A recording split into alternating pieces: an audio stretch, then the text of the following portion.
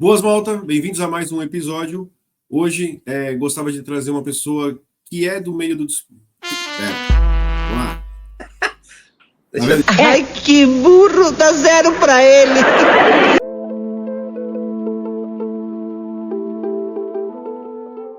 Boas, malta, bem-vindos a mais um episódio. Antes de mais nada, gostava de pedir o apoio dos senhores. Se inscreva no canal, vai lá também no Instagram. O Rei Sem Trono também já está novamente agora também no Instagram, não só mais na Low Kick e no Atílio.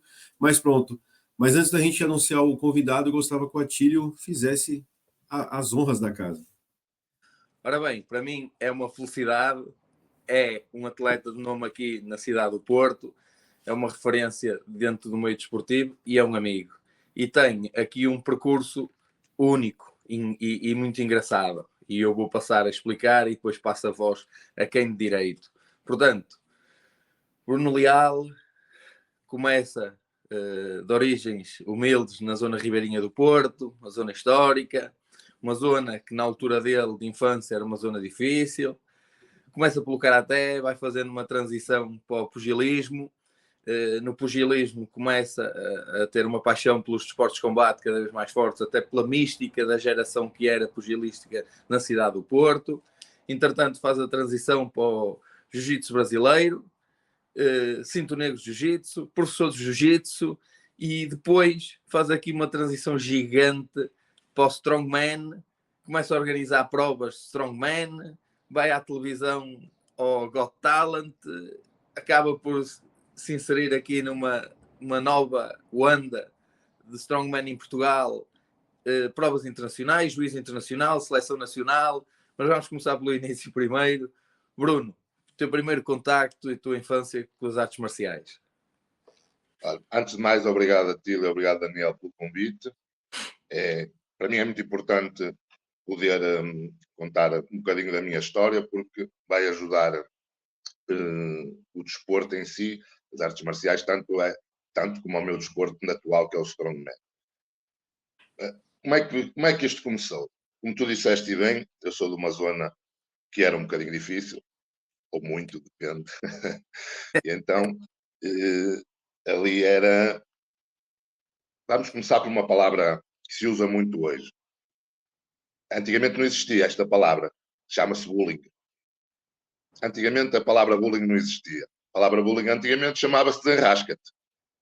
E então assim foi. Os maiores tinham sempre a tendência de pegar com os mais pequeninos, não é? Isto é a lei. E então eu decidi, sou da geração que, ora bem, como é que eu vou explicar? Aquela geração dos filmes de artes marciais, do Van Damme. Quem não, né? Do Steven Seagal, do Chuck Norris. E então toda a gente queria ser o Van Damme. Mas também havia filmes tipo o Esquadrão Classe A, ou que a gente se calhar se lembra, que hoje em dia é o artista em questão é o Rampage Jackson, antigamente era o Mr. T. Então eu também queria ser o mais forte. Então eu fui para as artes marciais por causa do Van Damme. Então e assim comecei. Comecei no ACM, no Karaté, na Baixa do Porto, onde havia uma escola de Karaté e uma escola de Taekwondo ao lado. E ali comecei a treinar o Karaté. Desde pequenino, 14 anos mais ou menos. Ali comecei a desenvolver as minhas capacidades físicas na parte da luta, sempre virado para aquelas imagens que nós tínhamos. Hoje temos redes sociais, antigamente tínhamos um filme VHS. Né? Então víamos o Van Damme a dar aqueles rotativos com as pernas abertas e toda a gente queria fazer, e eu, enquanto fiz igual, não descansei. Então, ao fim do treino ficava 30 minutos aos saltos a dar rotativos. Até que saiu. O meu começo nas artes marciais foi aqui. O meu primeiro combate foi aos 15 anos, até no pavilhão dos bombeiros em Braga. E pronto, e daí para a frente nunca parei de treinar artes marciais. Depois fiz a transição para o boxe. Nunca competi boxe, infelizmente. Infelizmente, porque ao vir de uma zona assim mais difícil, também eu não tinha apoio familiar. Então, hoje vê-se os pais a acompanhar os filhos. Antigamente não era permitido, os pais trabalhavam muito, não é? A vida era mais difícil. Agora está difícil, mas é mais acessível, as coisas são mais acessíveis. E então sempre fiz sozinho, sempre tive que tomar decisões sozinho, com 14, 15, 16 anos, eu sempre tomei as minhas decisões sozinho, sempre tinha as minhas birras, quando embirravam comigo eu desistia das coisas, e depois ia procurar outro sítio para voltar mais tarde. Pronto. Quando fui ao boxe, foi para Boa Vista, foi intermédio, já falámos há pouco, do nosso amigo Nuno, o Nuno é que me levou ao Boa Vista, nunca mais me esqueço, ele provavelmente não se lembra, mas eu lembro. Tu disseste, eu sou de uma geração de pugilistas, e eles são um bocadinho mais velhos que eu, mas como eu comecei muito cedo, as pessoas confundem que eu tenho a mesma idade que ele. Portanto, temos o caso do Jeremias, do Nuno, do Ricardo Lopes, do Kinguel, do Nani. Portanto, eles são todos da minha geração e eles eram todos campeões. Né? E então aquilo, eu fui também para o Boa Vista. Esqueço, quando entrei no Boa Vista, o Nuno disse ao Sapinto, tem aqui o meu amigo que sabe dar umas peras. E o Sapinto Lopes perguntou, sabe dar ou sabe levar? Pronto, e assim começou os meus treinos de boxe. Fui correr, primeiro dia de Boa Vista, sabes como é, no primeiro dia punham-te um teste. Então eu fiz sparring logo com o Nelson Neves, bicampeão nacional. O meu primeiro sparring foi no primeiro dia de treino com o bicampeão nacional. Espetacular. Antes de dar o primeiro soco levei 100, mas continuei. E pronto, e dali para a frente fui treinando sempre. Lembro, no fim do primeiro treino, o Chapito Lopes perguntou-me se eu queria fazer o campeonato nacional. Gostou daquilo que eu mostrei, não tanto como técnica, mas talvez a raça. Foi sempre o que me destacou no desporto, foi a minha raça. Quando começa a técnica é muito fácil. Agora que estás a falar nisso, nas nossas conversas, nos nossos passeios às vezes, uma coisa que tu me falavas muitas vezes, que eu às vezes perguntava-te, questionava-te, era o porquê do facto de tu treinares tão pesado. E quando eu estou a falar pesado, estou a falar a nível de cargas, não só na musculação tradicional, mas a própria adaptação neurológica de cargas que tu fazias para o Strongman, já numa parte profissional, mas eu perguntava-te muitas vezes porquê que tu diariamente treinavas tão pesado. E tu respondeste-me de uma forma simples que me surpreendeu muito na altura, que eu vou revelar, que era, tu eras muito magrinho quando eras miúdo, eras muito magrinho, eras muito frágil, que não conseguias ganhar peso, e então que hoje em dia que focas muito isso e que te obrigas a exercer cargas para superar essa sensação de seres muito magro. Sim, isso foi um dos fatores. Eu nunca gostei de ser magro. Isso foi um dos fatores que me levou a nunca competir no boxe e depois mais à frente nas artes marciais novamente. Porque eu não sou muito alto, então sou muito pesado, eu sempre gostei de ser pesado, então comecei a fazer esse trabalho de musculação. Eu faço musculação desde os 15 anos. Comecei no ginásio Alter do Porto, que é o ginásio, só havia 3 ginásios na cidade do Porto na altura. Eu fui aos 13, não me deixaram treinar porque só deixavam aos 15 na altura. E eu, no dia que fiz 15 anos, levei uma nota de 5 pontos e disse ao Sr. Helder, estou aqui, já tenho 15 anos, posso treinar, no primeiro dia. E assim comecei. Antigamente o ginásio não é como agora, tínhamos uma sala de iniciados e tu só treinavas na sala de iniciados. Não podias passar para a sala grande sem autorização do dono, não é? E ninguém falava para ti. Ninguém falava para ti. Nem podias olhar para ninguém. Perguntavam quando estavas a olhar. O pessoal mais velho, os que sabiam da musculação, parece que guardavam aquilo para eles. Guardavam, era um segredo. Ainda hoje o segredo existe, não é? Agora nós temos mais acesso à informação, mas o segredo dos últimos patamares está bem guardado. Isso é que é muito difícil lá chegar. E as pessoas acabam por emigrar para fora para tentar chegar ao patamar superior. Pronto, e assim foi. Comecei a treinar sempre pesado, no âmbito de ganhar músculo, ganhar cabedal, ficar mais pesado. Até que demorei a perceber que não era só o treino que me ia fazer isso. Eu precisava de comer. E comer muito. Né? E então comecei a comer muito e muitas vezes ao dia. E então fui ganhando peso relativamente. Tenho sempre dificuldade, o meu metabolismo é muito acelerado. E acabei por nunca atingi mais de 126 quilos, peso corporal. Mas já foi um peso considerável para a competição. Já me permitiu fazer competições muito fortes a nível de strongman. Mas mesmo dentro do strongman, para quem está dentro da modalidade, e eu, depois de conversar contigo, comecei a ver algumas coisas ao longo dos anos, principalmente numa época que a Eurosport transmitia muito os míticos, aqueles quase heróis nórdicos. Strongman Champions League, sim. Aqueles gajos dos países nórdicos da Europa que são autênticos gigantes vikings, não é? Esta é a marca, essa marca que estás a falar. Eu hoje sou árbitro oficial desta marca. Pois. 126 quilos para eles é um peso leve, não é nada. É muito leve, ou seja, eu era sempre mais leve das competições. Eu Isso. competi uma vez na Champions League. Depois fiz sempre... O meu percurso no Strongman, eu vou falar um bocadinho do Strongman como começou, para vocês perceberem. Eu sempre tive aquela tendência e o gosto de ser forte e de puxar muito peso. Em 2001, se não estou em erro, no pavilhão de Espinho, na nave de Espinho, vi um evento de Strongman ao vivo, que foi organizado pelo Nuno Araújo, que é o organizador da Power Expo. Pronto, fui ver e eu disse, eu vou fazer isto, eu acho que consigo fazer isto. E o meu treinador estava a competir. E eu na altura, mas eu ainda sou muito levezinho, que eu só pesava 87 quilos na altura. Então eu tenho que subir o peso. Então fui comendo, atingi os 105, 106 quilos. Em 2011, propus ao Nuno, o Strongman estava parado, estava morto em Portugal. Eu propus ao Nuno, tu conheces toda a gente e eu, na minha zona, arranjo ali os patrocínios, nós fazemos ali um evento na corredoria. Então o Nuno pôs pés ao caminho, eu pus pés ao caminho, consegui arranjar a estrutura financeira para fazer o evento, não tinha já alguns aparelhos, construiu-se outros. E a minha primeira prova de Strongman foi organizada com o Nuno, fizemos uma parceria. Foi recorde mundial de adesão de público na corredoria. Foram 7.000 pessoas a ver um evento. Aquilo foi qualquer coisa. Tu estás a imaginar, eu sou daquela zona, tu estás a imaginar as pessoas aos gritos por mim, o microfone não se ouvia, o Nuno tinha que pedir para as pessoas se calarem, porque eles cantavam. Eu tenho aqui um jornal que diz e o Bruno que era assim que as 7.000 pessoas cantavam. Que é aquela imagem que passou nos telejornais e nos jornais de papel, que é uma imagem mítica, tu a puxares um caminhão.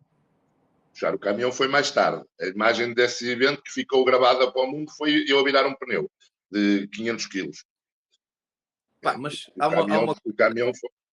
uma coisa que eu vou te perguntar aqui para ver se tu consegues explicar a quem nos está a ver. Qual é o mindset de um ser humano para puxar um caminhão-tiro? Vou-te dar aqui o meu mindset no caminhão mais pesado que eu puxei até à data. 28 toneladas. A prova foi em Madrid. Era puxar para a frente com uma corda, um caminhão de 28 toneladas, no fim dos 20 metros sentar-me e puxar sentado para cá de 8 toneladas. Estava a competir comigo o recordista do Guinness, de puxar um avião. E nós, quando vamos competir, foi a primeira prova, o caminhão costuma ser a primeira prova, que é a prova mais exigente, então costuma ser a primeira. Então nós, para decidir a ordem da competição, nós tirámos um papelzinho à sorte, do número de atletas, a mim calhou-me um 10, era o 10º. Então eu passei 9 pessoas a ver puxar o caminhão e das 9, 7 falharam. O caminhão era extremamente pesado. O recordista do Guinness foi antes de mim. E quando passou por mim disse-me, Bruno, é mais pesado que o avião. Tu estás a ver o meu pânico, olhar para toda a gente, todos maiores do que eu, estamos a falar com homens de 160 quilos, 170 quilos, a falharem, e o meu pânico, e eu também vou falhar. Jogou com o seu psicológico, né? É um massacre psicológico. Até que, quando chamam o meu nome, faz um clique e o mundo desaparece. Eu tenho essa virtude, consigo me isolar do mundo no momento. E então, no momento, era eu o caminhão. Eu lembro-me que recebo o apito, lembro-me de começar a caminhar, eu dei 10 passos no mesmo sítio, o caminhão não saiu do sítio, e quando o caminhão saiu do sítio, foi talvez centímetros, e eu ouvi dizer, o árbitro já saiu. A partir dali nunca mais parei. Agora vou revelar aqui uma coisa. Eu não me lembro da cor do segundo caminhão. Eu, a meio do percurso, deixei de ver, fiz em piloto automático, sei que eu caí ao chão no fim para trás e comecei a puxar o outro caminhão de forma automática. Eu hoje sei a cor do caminhão porque tenho um vídeo. Senão eu não sabia. Mas aquilo estamos a falar, 40 graus, às 8 da noite, em Madrid, eu apaguei completamente, desidratei. Dar um exemplo, eu ao fim daquelas 4 horas de prova emagreci 13 quilos em 4 horas. Desidratei completamente, rasguei o bíceps na última prova. E não está se falando de cardio, né? Tá falando de pura explosão de força, né? A Não tá falando explosão que de é força diferente de durante perder 20 13 metros, uma que corrida. acaba por ser, o coração dispara após 200. Aliás, no Ah, Campeonato do Mundo, eles medem mesmo os batimentos para ver se estão a ir acima do risco, por causa do risco de vida. Então agora deixa-me fazer aqui uma comparação. Este teu espírito, esta tua resiliência e capacidade de superar a dor e sacrifício é uma mistura do fator infância difícil, artes marciais e capacidade de superação. Tu achas que consegues meter no Strongman a tua formação das lutas? Sim, sem dúvida, sem dúvida. Eu, quando treinei o Karaté, foi ali que era Karaté tradicional, portanto, o meu mestre foi graduado fora, era uma pessoa muito tradicional, muito dura, muito difícil treinar com ele. E então ensinou-nos princípios, valores e a forma como nós treinávamos obrigava-nos a ficar homens de pedra. Sabes como é? Nós recebíamos impactos que não lembra. Nós treinávamos com um pau de espaldar a bater uns nos outros e não sentíamos nada. Hoje eu tenho vídeos a demonstrar chutes no meio das pernas, eu consigo aguentar e consigo bloqueá-los. Portanto, estamos a falar de um nível muito bom, à moda antiga, old school, mas um nível de dureza fora do normal. Pronto, e como tu disseste bem, o sítio de onde eu vim obriga-me a ser forte. Obriga-me a ser forte. Eu não tenho, isto até parece que eu já ouvi alguém dizer isto, eu não tenho a quem bater à porta se tiver um problema. Eu tenho que o resolver. Portanto, o 50 Cent diz assim uma coisa parecida, mas nos outros países acontecem as mesmas coisas com as pessoas. Nós temos que nos enrascar, eu sempre me habituei, eu saí de casa aos 18 anos, tenho 45, nunca lá tornei. Portanto, não tenho porta para bater, tenho sempre que resolver os meus problemas, por mais difíceis que sejam, e isso, com as artes marciais, sem dúvida, porque dá-nos um mindset. Se nós conseguirmos ultrapassar aqueles treinos poderosíssimos que a gente fazia, nós conseguimos ultrapassar tudo na vida. Como estás para o desporto é como estás para a vida. Exatamente. E agora explica-me como é que entra o jiu-jitsu no meio disto tudo. Ora bem, o jiu-jitsu entra, eu fiz as provas de Strongman, eu nunca me desliguei das artes marciais. Então, eu a determinada altura recebi uma proposta para ir trabalhar, não, recebi uma proposta para ir trabalhar, para dar aulas de boxe num ginásio. Que tinha aberto recentemente ali perto do Carolina Miquelis, que é do Santos, que é o presidente do Powerlifting em Portugal. Pronto, e comecei lá a dar aulas de boxe, e então tive 2 meses com um aluno. Mas aquele aluno em 2 meses evoluiu. Ao terceiro mês eu tinha 17. Portanto, aquilo foi um salto de 1 para 17, porque eu mantive, eu nunca faltei um treino, e eu treinei o aluno sempre forte. E ele teve uma evolução fantástica. E continuei a fazer o Strongman.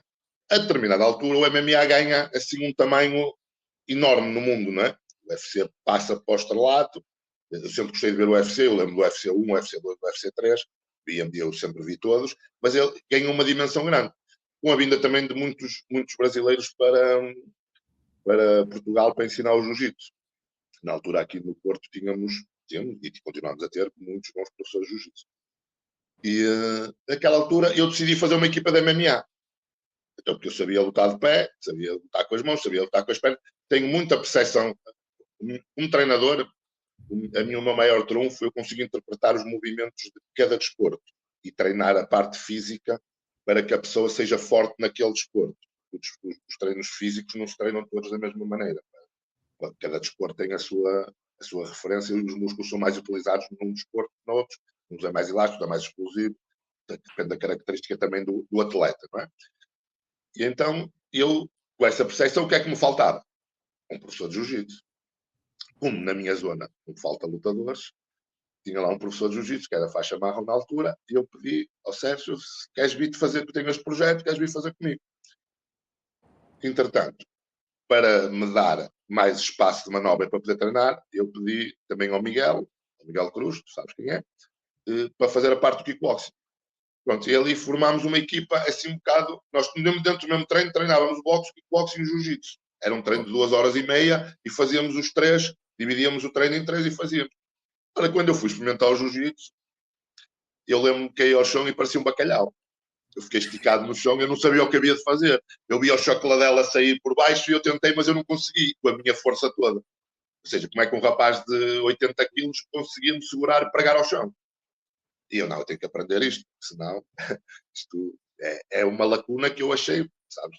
Nossa vida fora depois nós temos que nos saber defender, não é? Fora do desporto. É verdade. E eu vi ali uma falha que eu tenho que aprender isto. Mas eu odeio que me agarrem na roupa.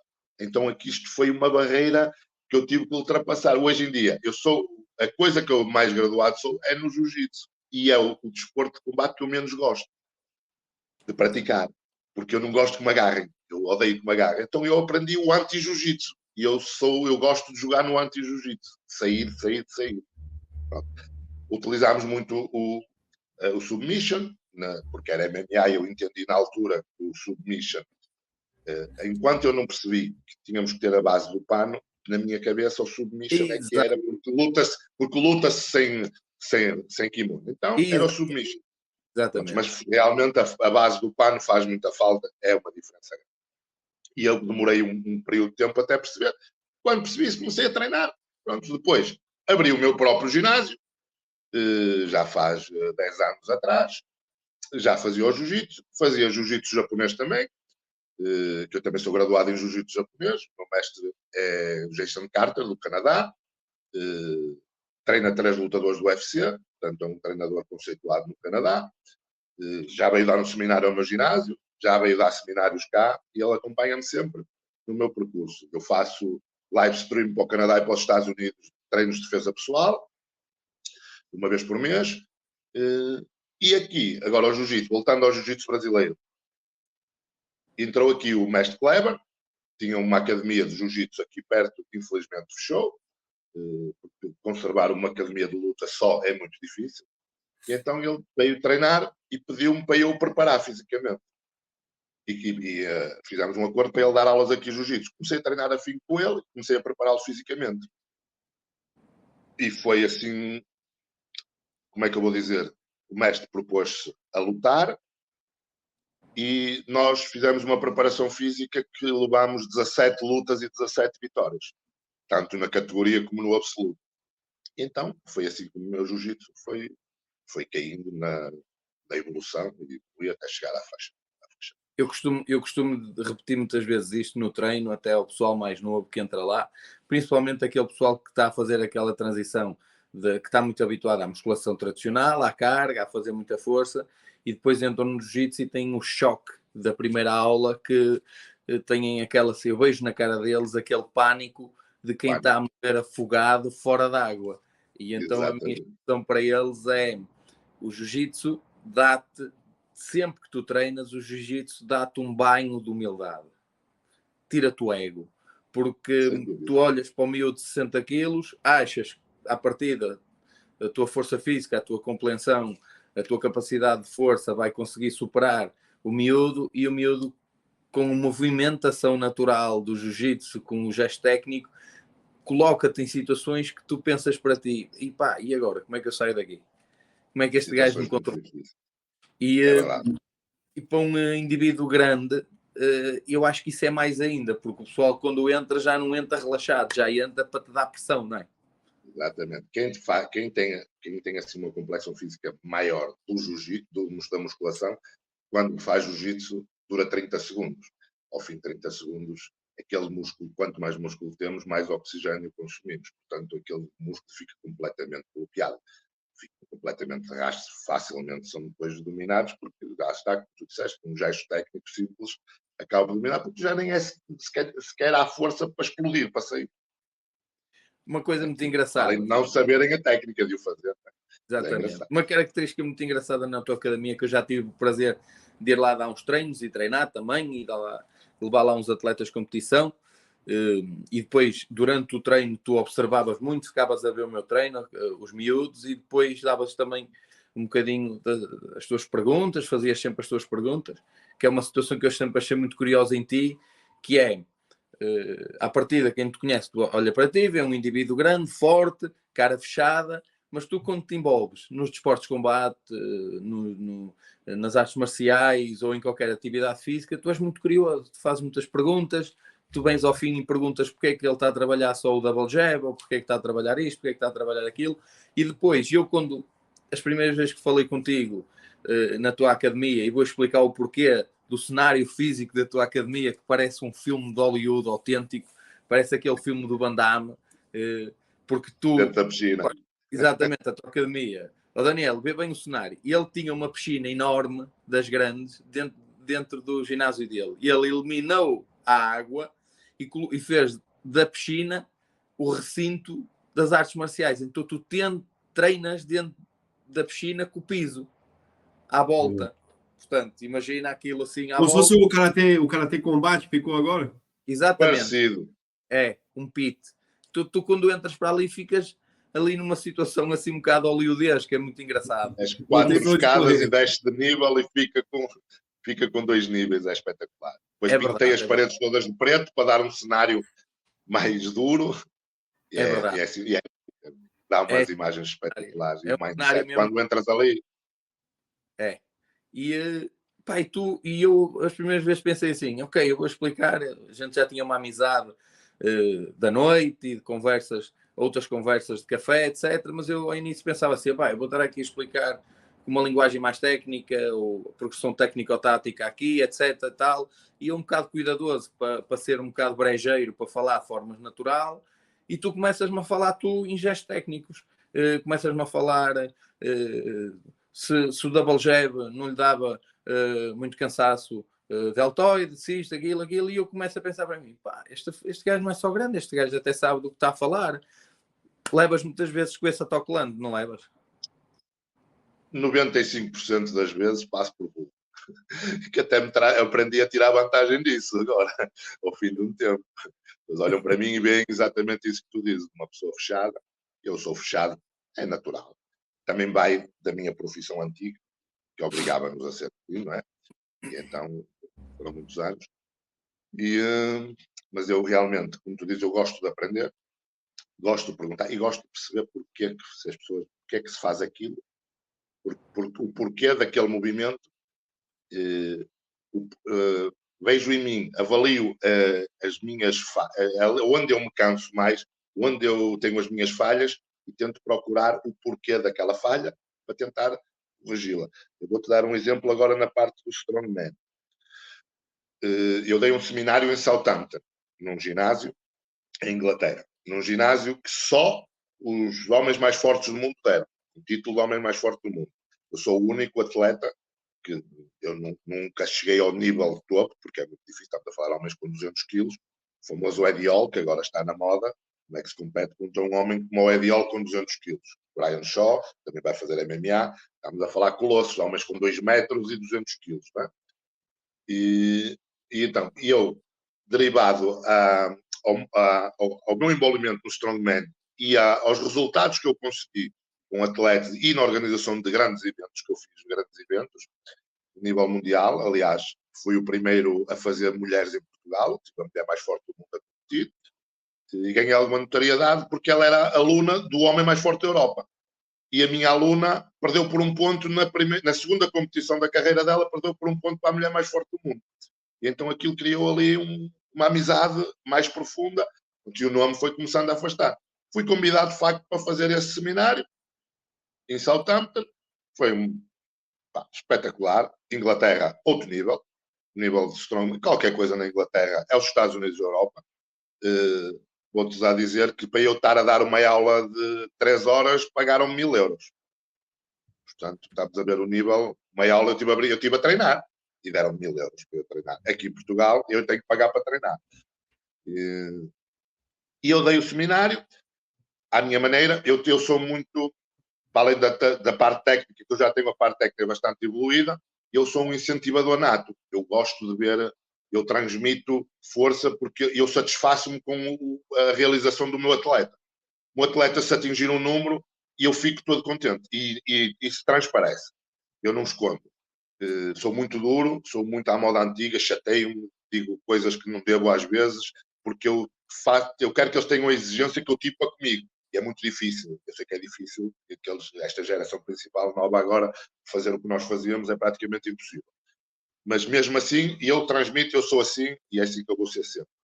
Pronto, naquele seminário, eu tive o seminário 3 horas, correu tudo bem.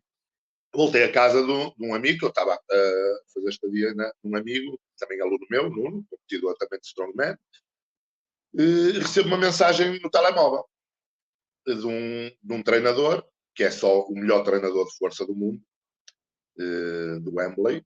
Eu vou dar um exemplo da Rock, vem treinar com ele dos Estados Unidos para cá, todos os atletas fortes do mundo vão treinar com ele. Ele é árbitro do maior evento de Strongman e é recordista mundial de agachamento, com 50 anos. Estamos a falar, chama-se Dave Bulldog.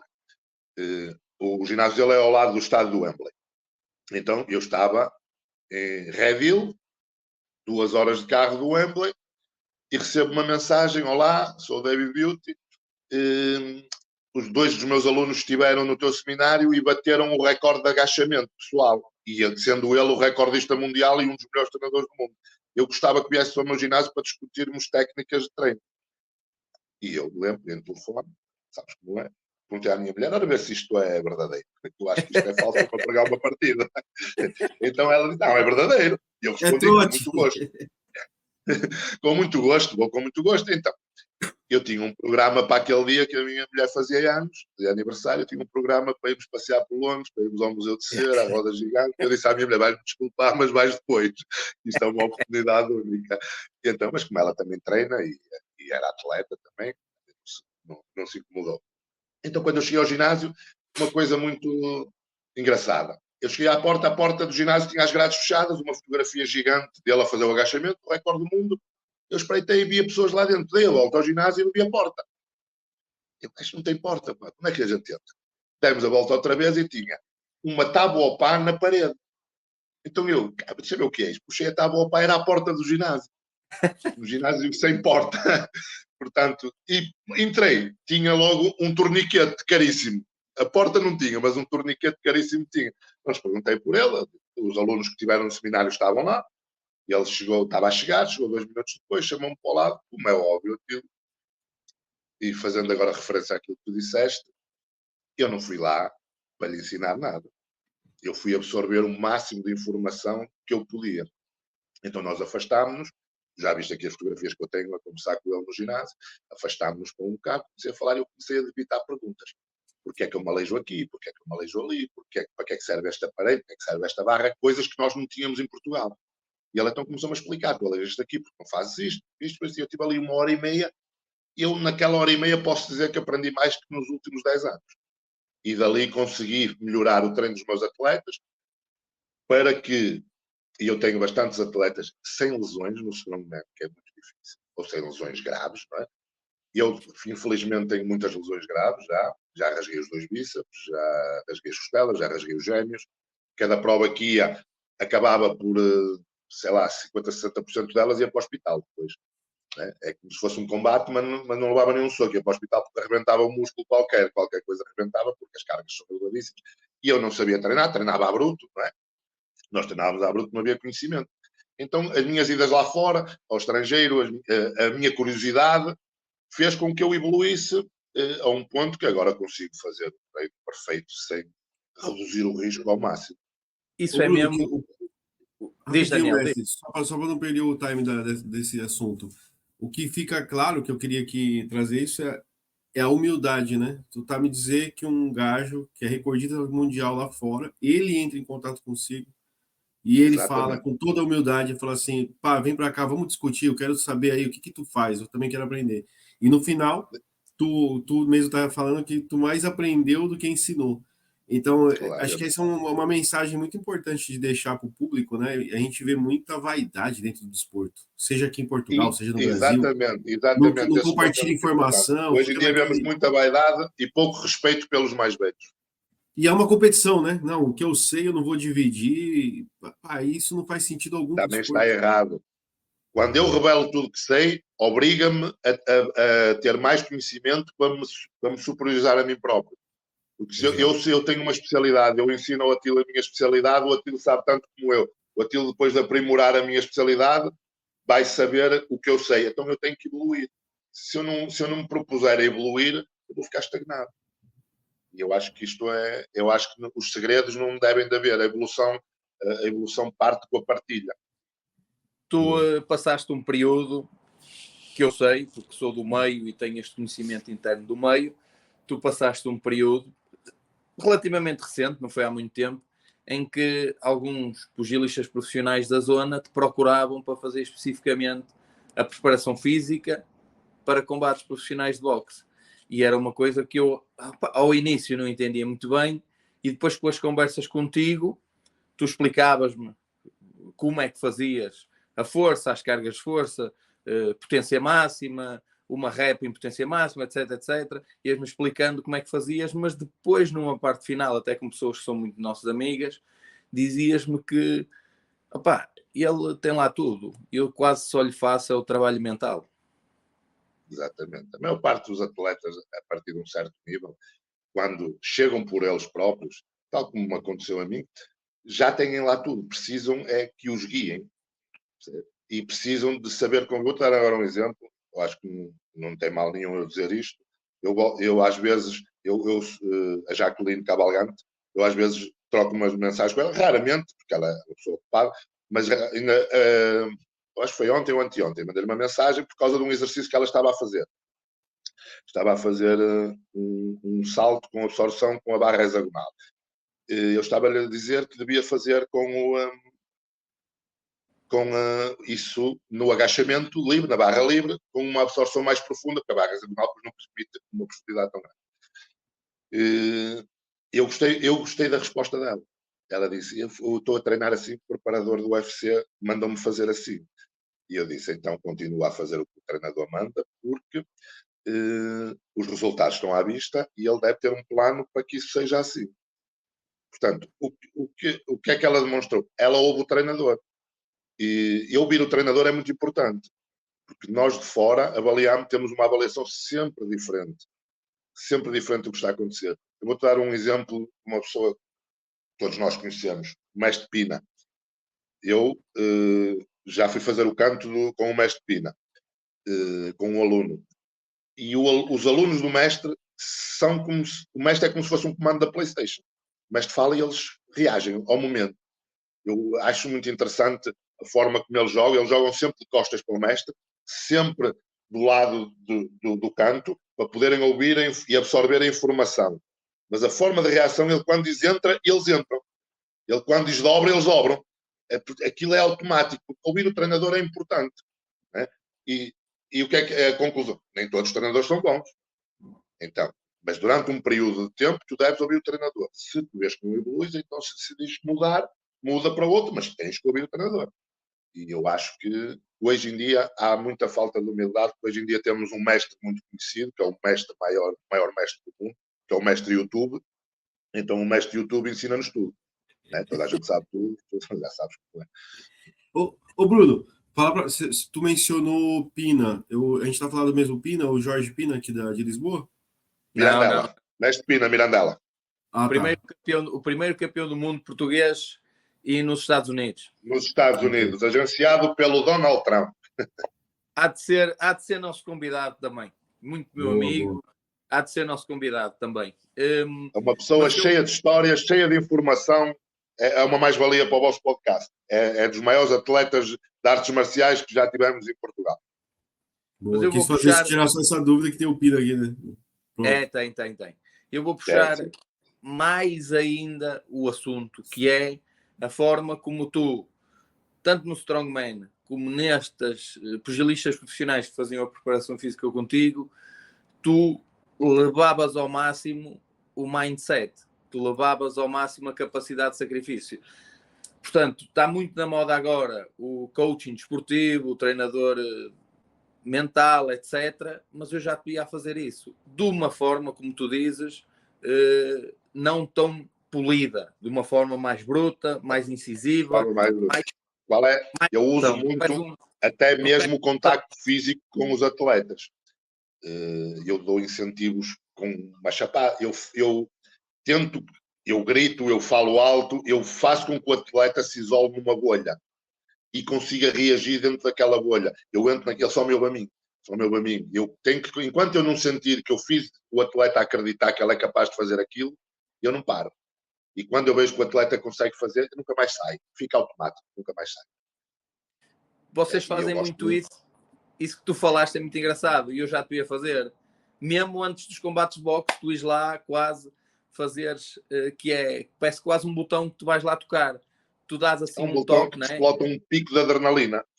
Tu dás uma chapada assim aqui no trapézio ou aqui na zona do pescoço, dás assim um toque e o atleta, zau! Isso é um gatilho que tu treinas durante a preparação. Exatamente. Aquilo faz com que tenhas um pico de adrenalina momentâneo. Quer aquele pico de adrenalina.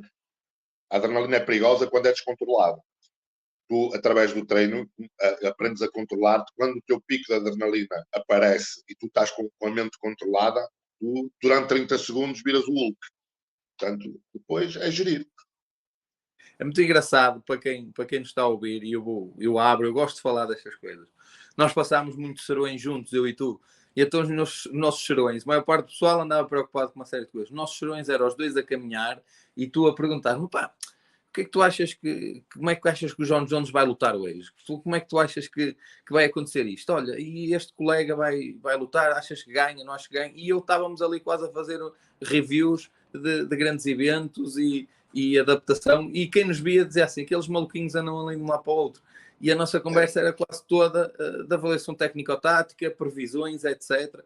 E eu depois ia para casa e ia a pensar, pá, este gajo do strongman, puxa caminhões, puxa aviões, e no entanto está constantemente a fazer-me perguntas que nem colegas de faculdade meu e que nem treinadores da área me fazem. Tu queres ir mesmo ali ao ponto. Eu gosto de ir ao ponto, eu gosto de aprofundar, eu gosto muito de estudar em várias direções.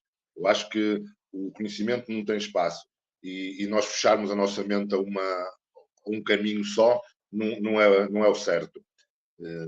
Quanto mais nós pudermos absorver, tu notas que as minhas perguntas são sempre construtivas. É sempre da forma de entender porque é que vai ser assim, porque é que ele vai fazer assim. E isto é uma forma evolutiva.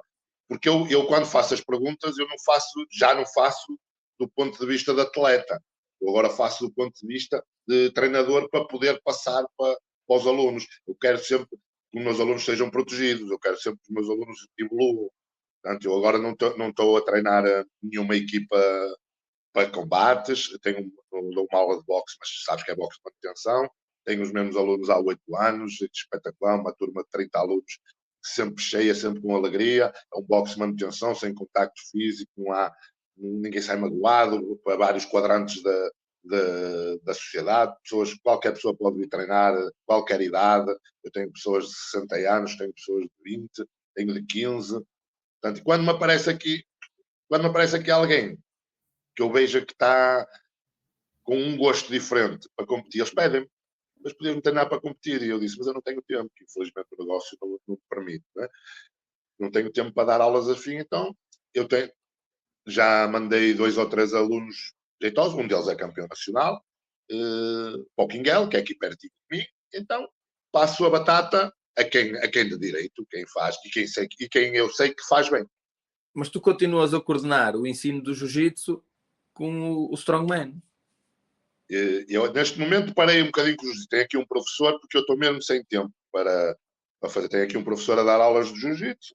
O que eu faço é, quando me aparece algum atleta que se queira preparar para um combate, eu faço a preparação física do atleta. Por exemplo, fiz aqui do Pedro Bruno, do MMA, que ele foi combater à Roménia.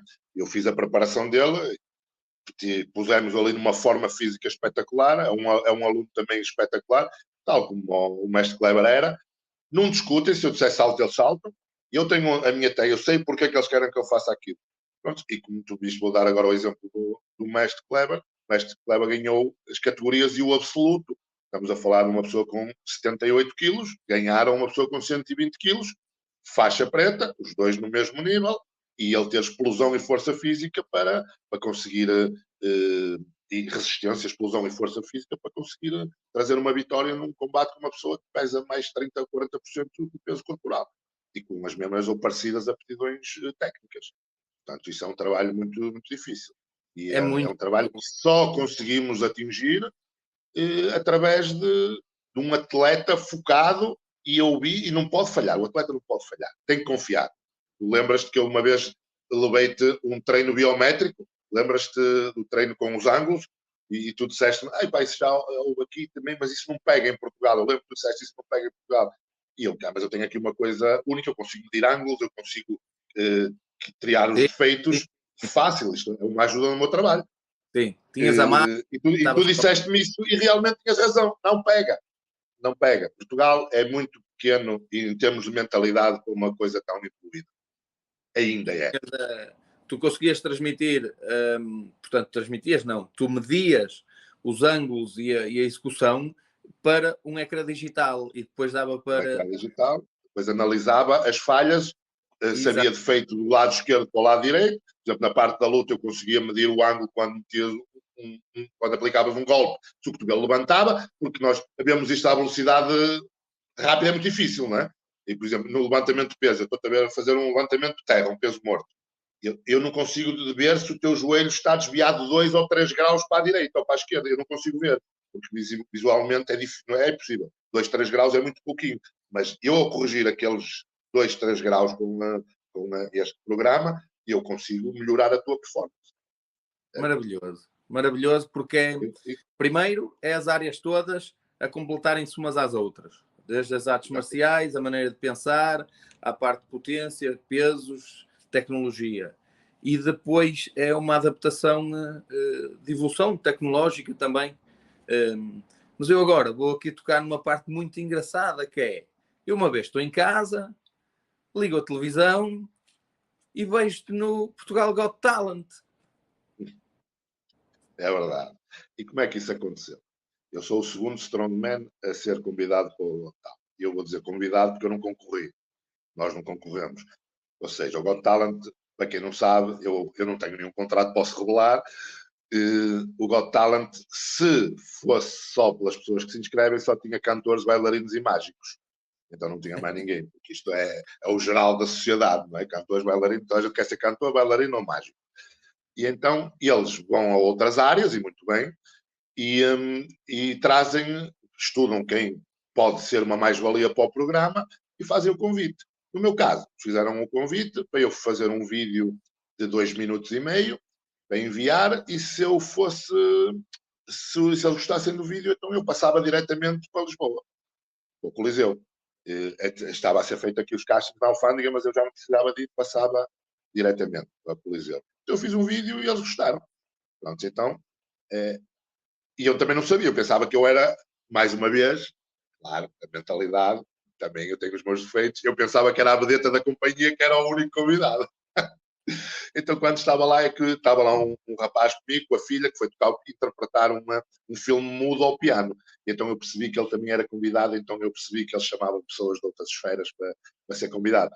E eu tinha, de acordo, se a minha atuação corresse como ao vídeo, eu ia receber 2 nãos e 2 sims. Se eu quisesse voltar a ir ao Got Talent, eu teria que argumentar um deles, um dos nãos passava assim, eu tinha 3-1, e permitiam-me ir mais uma vez, e depois dali não poderia avançar mais.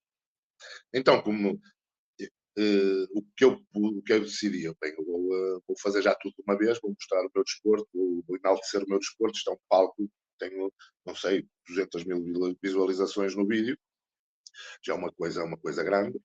E, tu levantaste um halter gigante. Um halter gigante, exatamente, que se chama Circus Dumbbell, é o halter do circo. As pessoas não podem não saber, mas o strongman vem do circo, não é? No circo havia sempre aquele homem grande de bigode a levantar aquelas bolas redondas.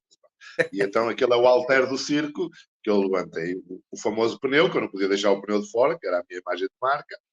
E mais 2 exercícios fiz. Mas ali. Quanto é que pesa o dumbbell? O halter sozinho pesa perto de 60 quilos. Depois nós acrescentámos peso.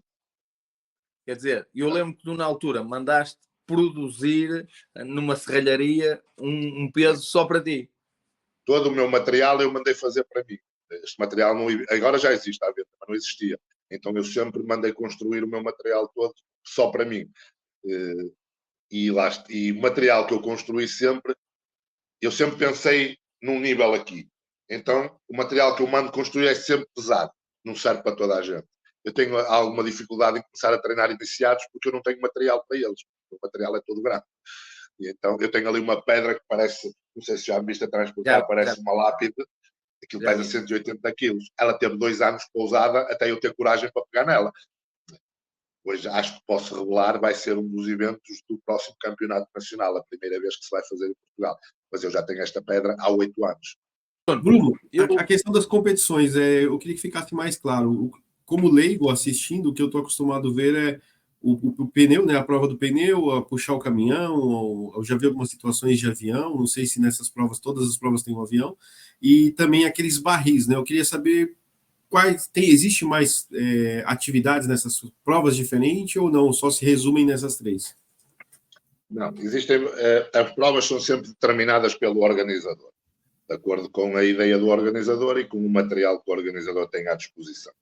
O strongman, basicamente, é levantar qualquer coisa de qualquer forma, ou fazê-la transportar um espaço de tempo, um espaço de metros em um curto espaço de tempo, de qualquer forma, não é? Hoje em dia, o strongman está mais standardizado. Já tem exercícios, por causa dos recordes mundiais, então obriga a que haja exercícios que se faz quase em todas as provas. Temos o caso do peso morto, o levantamento da barra do chão, que tem várias vertentes, tem com os pneus do Hammer, que chama-se Hammer Deadlift, depois temos também com tipo umas rodas de carroça, que neste campeonato nacional vamos fazer com essas rodas, que já é de uma altura superior. Mas, por exemplo, temos o Circus Dumbbell, temos o pneu, temos o Farmer's Walk, que é transportar 2 malas, com 150, 160, 170 quilos cada uma, num espaço de tempo mais rápido. Temos Desculpa, qual que é o percurso desse transportar essas malas? Qual que é a distância? Costuma ser 20 metros.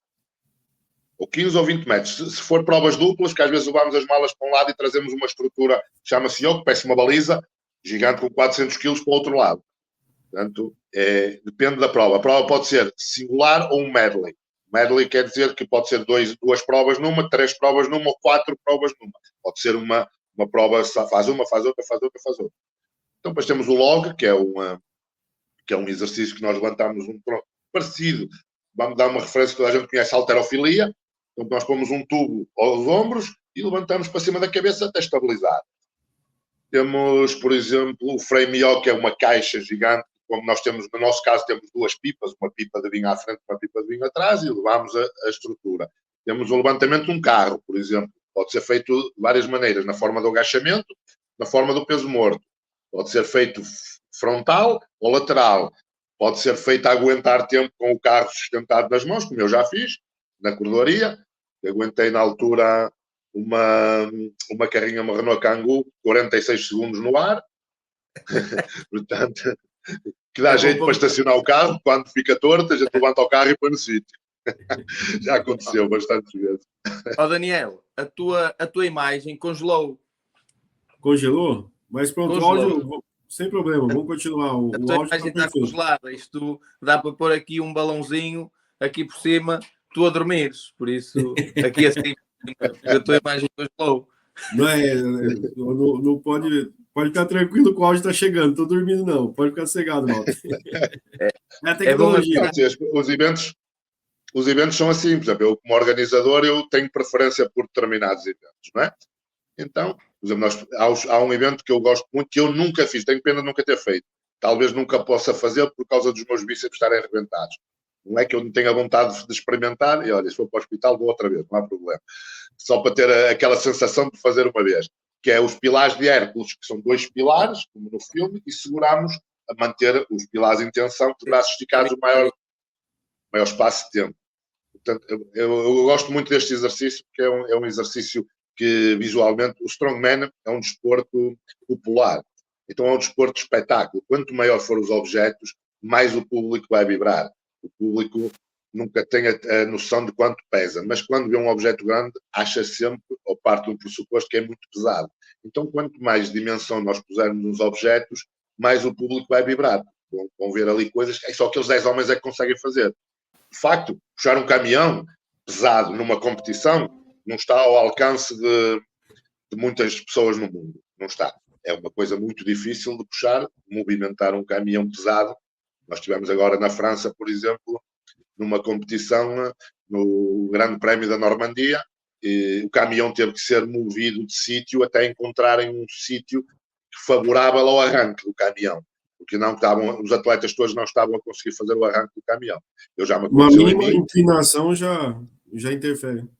É impossível. 1% de inclinação, o caminhão não se movimenta. Estamos a falar 1% em cima de 20 toneladas, aquilo muda logo tudo. Muda tudo. É muito difícil. Tem que ser, o organizador tem que ter muito cuidado, muita atenção onde faz o evento, onde tem que experimentar. Por exemplo, eu fiz uma exibição para o Dr. Mário Ferreira, que é um dos patrocinadores dos meus eventos sempre. Que sempre que eu faço um evento ele me patrocinou. Então, num dos eventos que eu fiz, que foi o Homem Mais Forte da Península Ibérica, aqui na Praça dos Palmeiros, no Porto, eu pedi-lhe o patrocínio, o doutor patrocinou-me, mas pediu-me uma contrapartida. Então, a contrapartida foi que eu fizesse uma exibição de Strongman em frente ao edifício da Alfândega e em frente ao Museu dos Descobrimentos. Então aquilo foi uma coisa, para mim foi espetacular, porque foi eu conseguir voltar à minha zona para fazer mais uma coisa. Então eu levei os meus alunos todos, então o que é que nós fizemos lá? Foi muito engraçado, porque ele queria que nós nos vestíssemos a navegadores. Então, e eu mesmo nos meus alunos, eu sou mais pequeno que os meus alunos, então eu tenho alunos com 140, 150, 160 quilos. E eles tiveram que nos arranjar roupas a navegadores. Para nós, então anunciaram no jornal, na altura, e foi anunciado no evento do Ibérico, pelos speakers sempre. Os speakers na altura eram os irmãos Guedes, os manos Guedes, então espetaculares, são duas pessoas espetaculares, me ajudaram muito também nos meus eventos. E então eles anunciaram sempre exibição em frente ao edifício da Alfândega, no dia 15 de agosto, dia do meu aniversário. Então aquilo era uma coisa, aquilo era tudo espetacular. O sítio onde eu ia poder ter a minha família toda a ver ao mesmo tempo que eu nunca tive. Foi a primeira vez. Então eu queria puxar um autocarro, eu estava magoado. Eu tinha um edema no joelho, então o meu osso não encaixava no osso de baixo, então estava só sobreposto. Mas eu meti na cabeça, eu tenho que ser eu a puxar, porque eu sabia que os meus atletas não tinham confiança de puxar o autocarro. Eu tinha que puxar um autocarro de 2 andares, aquele autocarro do turismo. Então eu vou puxar o autocarro, nem que eu saia para o hospital, eu vou-me amarrar aqui com as ligas, eu vou puxar o autocarro. Por incrível que pareça, foi a puxada mais rápida que eu já tive até hoje. Aquela adrenalina de estar em frente às minhas pessoas, não é? A minha família a ver, já me estou a emocionar, e aquilo foi o meu avô, uma pessoa com 80 anos a ver, aquilo deu-me uma energia que eu quase, a corda tem que ficar amarrada a um carro do outro lado, senão, não é? Eu quase que subi pelo carro acima do outro lado, aquilo foi uma coisa fora do normal. Então, para mim, os eventos na minha zona mudaram muito a minha maneira. Primeiro, me deram uma visibilidade, acabaram por me dar uma visibilidade dentro do desporto, porque o apoio das pessoas foi tão grande, que até hoje, sem querer ser assim, sem me armar, o Strongman em Portugal confunde-se um bocadinho comigo.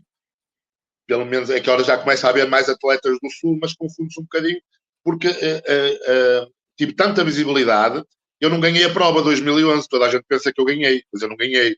Foi a minha primeira prova e no jornal só aparecem as minhas fotografias, toda a gente me dava os parabéns, eu fui trabalhar à noite no mesmo dia e toda a gente me dava os parabéns porque eu era o campeão, mas eu não fui, eu fiquei terceiro. Portanto, é para ver a dimensão, pá, foi uma coisa espetacular, Uma adrenalina, sentiste, estás no meio de 7 mil pessoas ali no Largo da Cordoaria, que aquilo abafa, as pessoas subiram para os autocarros, as pessoas subiram pela parede para o Museu da Fotografia, para o primeiro andar para as grades, para cima das paragens do autocarro. As pessoas invadiram o recinto, eu estava a tirar pipas pelo ar, com o público do lado a mim. Aquilo foi uma coisa fora de normal. Foi uma coisa espetacular. Nunca vi isto no mundo. Tanto que, no ano a seguir, a Strongman Champions League contactou-nos para fazermos o evento da Champions League. Era um contacto que o Nuno já tinha, e contactou-nos para fazer o evento, porque os vídeos no YouTube marcaram tanto a nível mundial, foi quando o YouTube estava ali a aparecer e ainda conseguíamos nós ter muitas visualizações porque era pouquinhos ainda. Então, a visibilidade foi tanta que o maior evento do mundo quis vir a Portugal novamente. Então, fizemos que eles tiveram um cancelamento para uma data que nós íamos fazer e nós pedimos ali o apoio na altura à Junta novamente, a Junta, que agora é a União de Freguesias do Nuno, que tu falaste há pouco, mas antigamente era separado. Então pedimos ao Presidente da altura apoio, apoiou-nos o primeiro ano, apoiou-nos o segundo, espetacular. A Câmara do Porto não apoiou muito bem, a Câmara do Porto é uma Câmara muito difícil para fazer eventos. Eu tenho um projeto de um evento para fazer e eles bloqueiam o projeto constantemente. O último bloqueio foi porque eu ia impedir o trânsito, mas eu quero fazer a prova das 10 da noite à meia-noite, não há trânsito para baixa da cidade. Portanto, não tem motivos, é sempre muito difícil. Organizar um evento já é difícil por si só. Quando estamos a falar, eu só organizo eventos internacionais. Então, trazer pessoas de todo o mundo, conseguir conciliar um grupo de 10, 15 e, no caso, às vezes que eu fiz no último, 25 atletas internacionais num país vindo de todos os pontos do mundo, estamos a falar da Austrália, do Brasil, de todo o mundo, é muito difícil.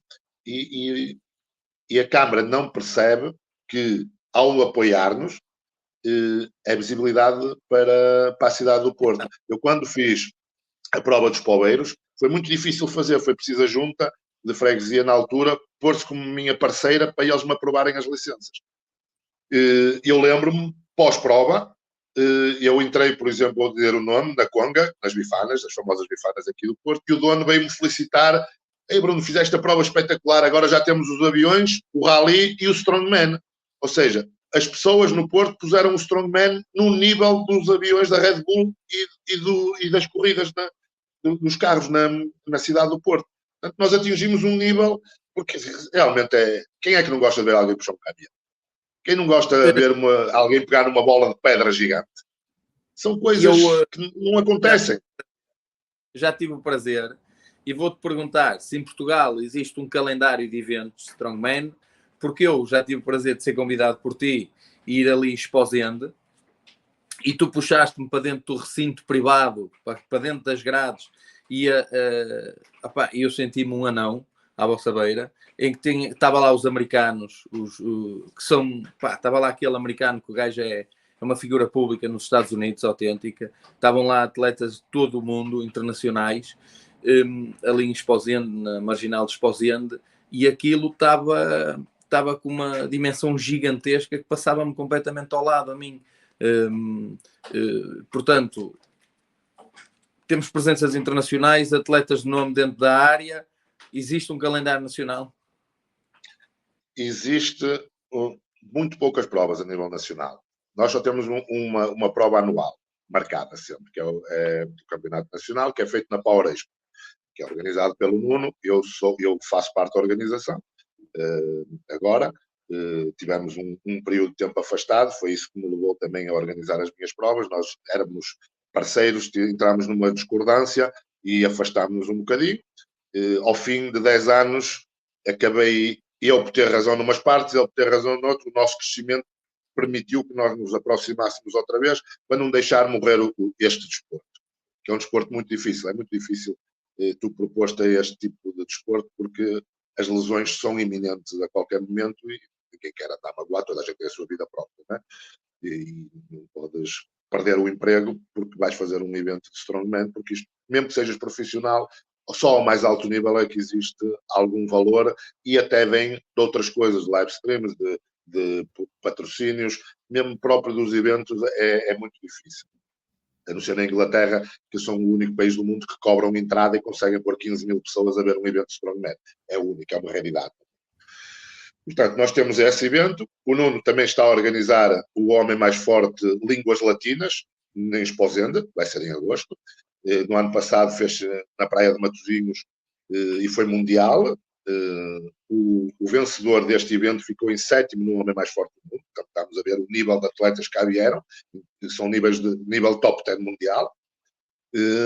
Este ano vai ser só europeu, por uma questão de logística, fica muito caro fazer um evento grande e realmente é muito difícil. Queres trazer os atletas? Nós temos que criar condições aos atletas.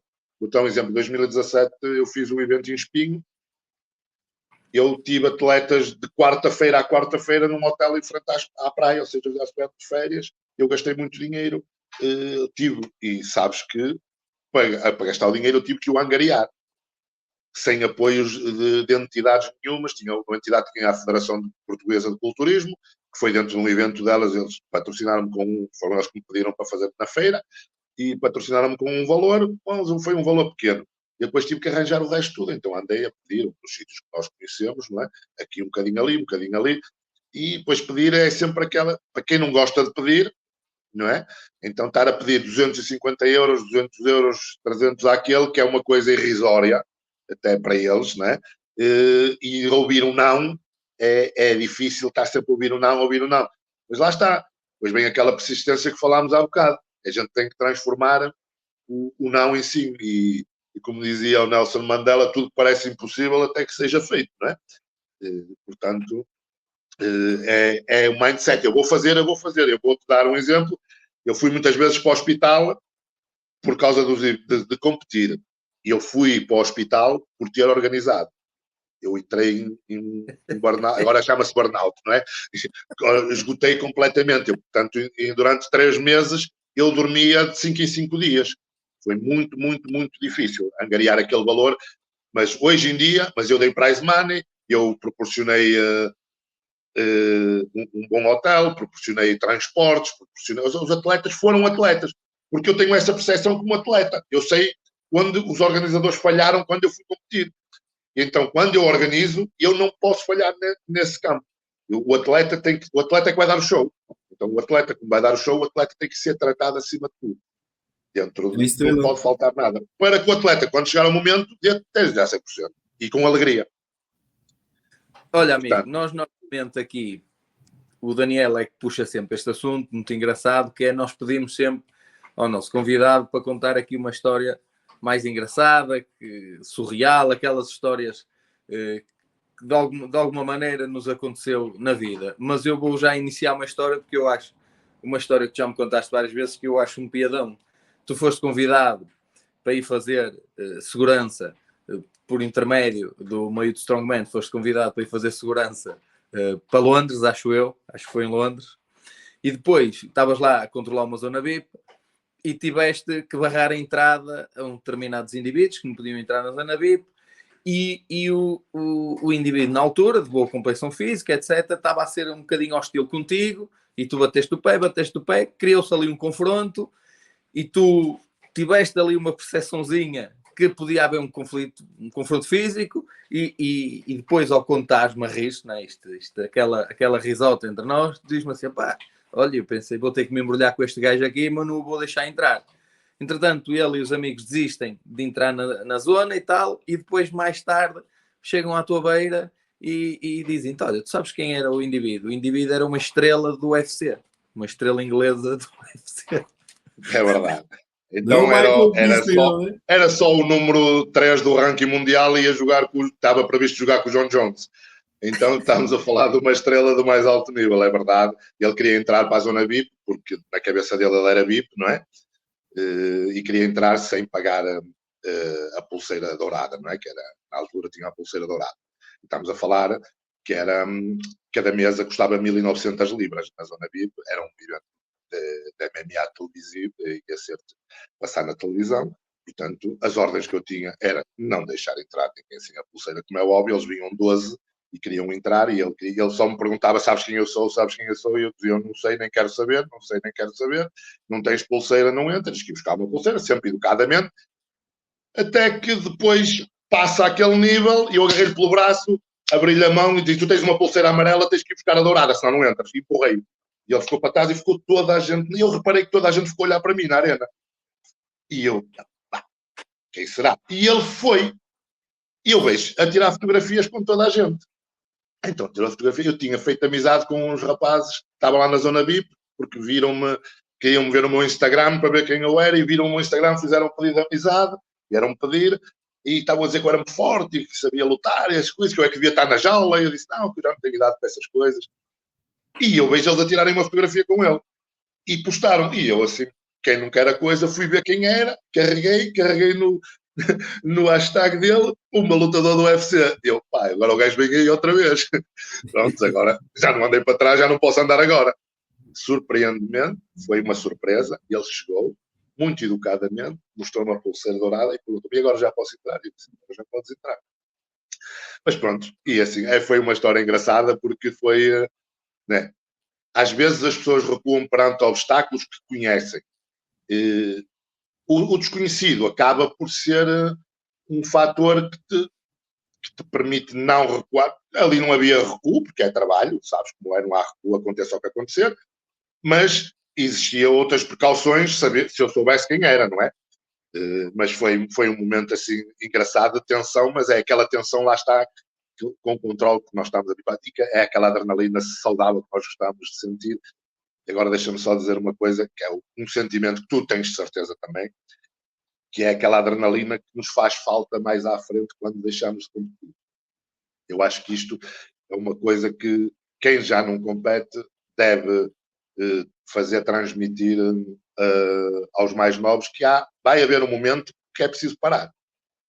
É preciso. A idade não permite, o corpo não permite, as nossas reações não são as mesmas, a nossa recuperação não é a mesma. Nós temos que saber parar. É muito difícil. É muito difícil.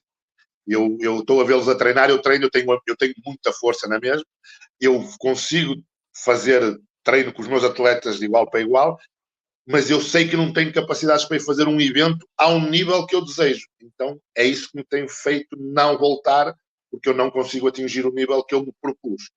Eu sei que consigo fazer uma coisa, consigo fazer do princípio ao fim, consigo fazer bem, mas não é isso que me estimula. O que me estimulou sempre foi ultrapassar os meus limites.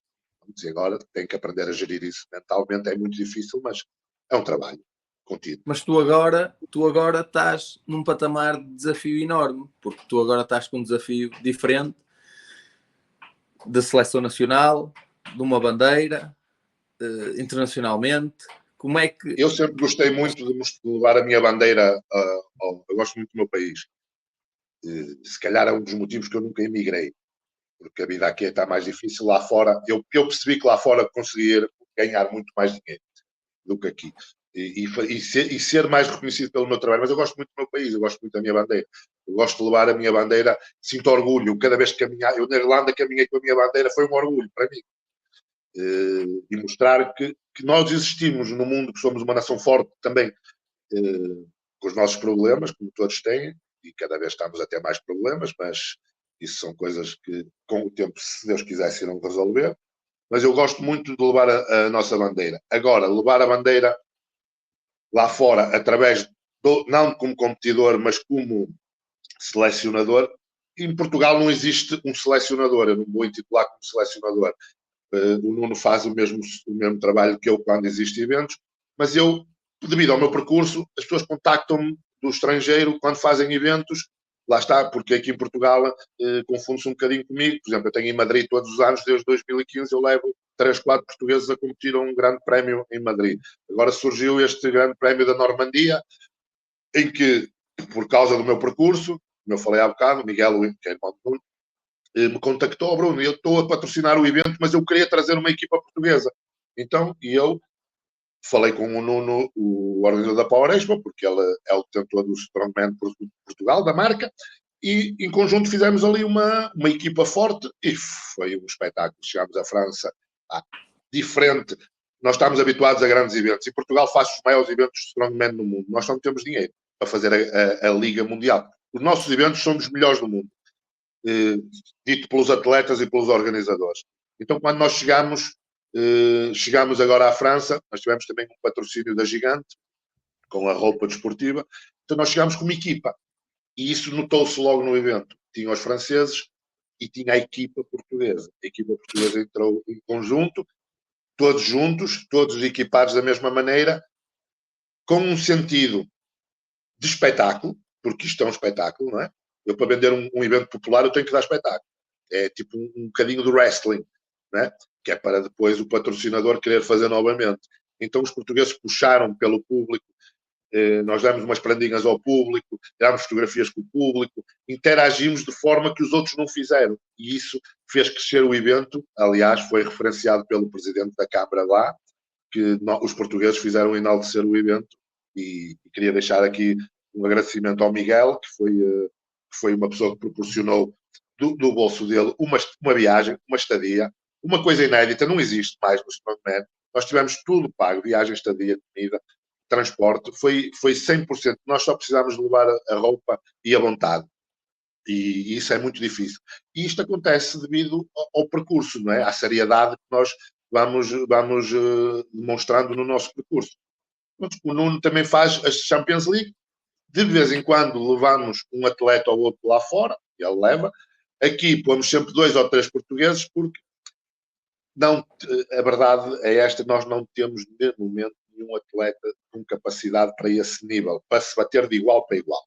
Conseguem fazer tudo, um bocadinho, pronto, estamos em Portugal, tem que ter portugueses, pronto, e nós estamos a tentar, aparece uma promessa, aparece outra, hoje tem um atleta, ele vai já ficar todo babado, mas pronto, que tem 146 quilos, é um jovem, tem um futuro, se não se deslumbrar pode chegar, já tem marcas consideráveis, e se não se perder, lá está, se aguentarem, se não se perderem, porque isto, ser atleta de alto nível é muito difícil. Eu sei que eu nunca tive férias enquanto tive em alto nível. Eu tinha um evento, eu treinava 3 meses, eu treinava aos 3 meses, treinava domingo a domingo. As pessoas iam para a praia ao domingo de manhã e tomar um pequeno almoço, e eu estava no ginásio a levantar bolas de pedra, feito maluquinho, né? Então, mas, e eu sempre levei, eu desde muito novo, eu lá no ginásio aos 15 anos, os meus amigos, vou dar assim um exemplo, os meus amigos diziam que eu era maluquinho, que estava sol, eu ia para o ginásio, estava chuva, eu ia para o ginásio. Mas eu, à conta do ginásio, conheço o mundo todo e sou conhecido dentro do meu meio e sou realizado. E agora vou dizer uma coisa, alguns dos meus amigos continuam no mesmo café a beber a mesma cerveja que nos mesmos termossos. São opções. E eles foram para ali, sentem-se felizes ali, eu estive realizado em atingir feitos, em conseguir fazer coisas. Exatamente. Neste momento, a minha realização é ver os meus atletas felizes, conseguir mudar vidas, porque eu consigo mudar vidas através do esporte. Eu tenho pessoas que entraram aqui completamente em baixo, psicologicamente. Eu consegui fazer deles pessoas com confiança para a vida. São pessoas diferentes, mas é mudança da água para o vinho. Isto estamos a falar, tu sabes que quando uma pessoa é introvertida e através das artes marciais nós conseguimos fazer, também temos aqui casos desses, meninos bem introvertidos e através das artes marciais hoje em dia são meninos normais. Os adultos acontece a mesma coisa. Há pessoas que nunca deixam de ser introvertidas. Há pessoas que nunca foram ao sítio certo. Há pessoas que têm um estilo de vida que não lhes permite fazer outras coisas. Toda a gente tem tempo para fazer tudo. O dia tem 24 horas. Ninguém diga que não tem tempo para fazer desporto. Uma hora. Tem tempo. Toda a gente no mundo tem tempo. Ninguém tem 24 horas ocupadas. Nós precisamos de 6 ou 7 para dormir. Já sobram muitas. Portanto, é uma questão de mindset, é uma questão de querer mudar a vida. O desporto muda a vida, mudou a minha. Mudou a minha. A minha vida sem o desporto acho que não fazia sentido. Não era uma vida tão bonita. E eu acho que a vida muda. Eu conheço o teu caso, por exemplo. És uma pessoa que respira desporto. Portanto, o desporto muda mesmo a vida. Há muitos casos a nível mundial que é o efeito disso do desporto. Nós, cada vez mais, como representantes das áreas das artes marciais, agora a tua transição toda, qual é a tua opinião de um assunto que no passado, relativamente há 3 anos atrás, tu chegaste-me a abordar algumas vezes, incentivavas-me para eu me promover mais nas redes sociais, tu incentivavas para eu gravar, na altura que eu tinha a academia, para eu gravar uns vídeos a dar treino, tu dizias muitas vezes, pá, tu tens que te vender, tens que saber vender, o teu nome é conhecido, tens que saber vender, e eu, pronto, na altura não estava alinhado com aquele propósito, e então hoje em dia surge a pergunta que é, qual é a tua opinião, qual é a importância das redes sociais, tanto nos atletas de luta como nos atletas de strongman, e se tu incentivas os teus atletas a trabalhar essa área? Sim, eu tento. Eu digo-lhes para eles postarem as coisas dele. As minhas redes sociais, faço uso, já fiz mais quando era atleta, e há sempre uma coisa que me diferenciou nas redes sociais dos outros. Eu punha as minhas vitórias e as minhas derrotas. E as pessoas perguntavam muitas vezes, porquê é que tu postas quando falhas? Eu dizia, porque é através da falha que eu vou atingir o patamar superior, que eu vou-me superar àquela falha. E a falha faz parte. O nosso crescimento vem da falha, não vem da vitória. A vitória, se tu ganhas muitas vezes, um dia vais pensar que já és do outro planeta e vais perder. E vais perder feio. Portanto, nós devemos ter sempre os pés assentos na terra. As redes sociais. Eu todos os anos vou às escolas fazer umas palestras para os meninos. Eu tenho um professor que me leva, um professor de religião e moral, que é meu aluno de boxe. O professor de religião e moral é aluno de boxe. Portanto, hoje dá aula de boxe aos meninos problemáticos na escola, para os puxar dos problemas. Portanto, estamos a ver a importância do desporto e dos esportes de combate para tirar meninos dos problemas. As pessoas pensam que o menino é problemático se for para as lutas, que vai ser mais problemático, vai aprender a bater. Não, o menino vai aprender a controlar-se. Vai aprender que não é a bater que resolve as coisas. E ao saber que a maior parte dos meninos reage, bate porque tem medo.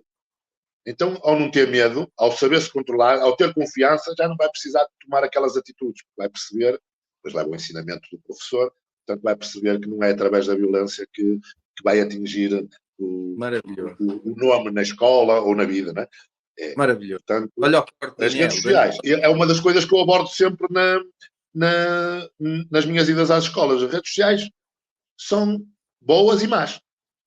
Portanto, hoje em dia temos o Google, nós vemos pessoas a conversar sobre qualquer assunto e a googlar para dar a resposta. Ou seja, a primeira que aparece é a primeira que dão, e na internet toda a gente põe aquilo que quer, não é? E a maior parte das vidas são maravilhosas na internet, ninguém tem problemas. Então, as redes sociais servem para nós nos promovermos. Mas eu acho que nunca deve ser em excesso.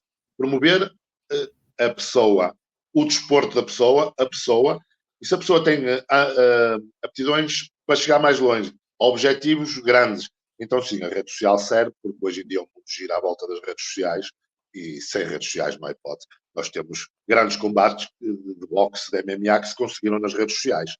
É? Pessoas que não estão no ranking, não estão no número a seguir no ranking para jogar e vão jogar, porque a rede social vende.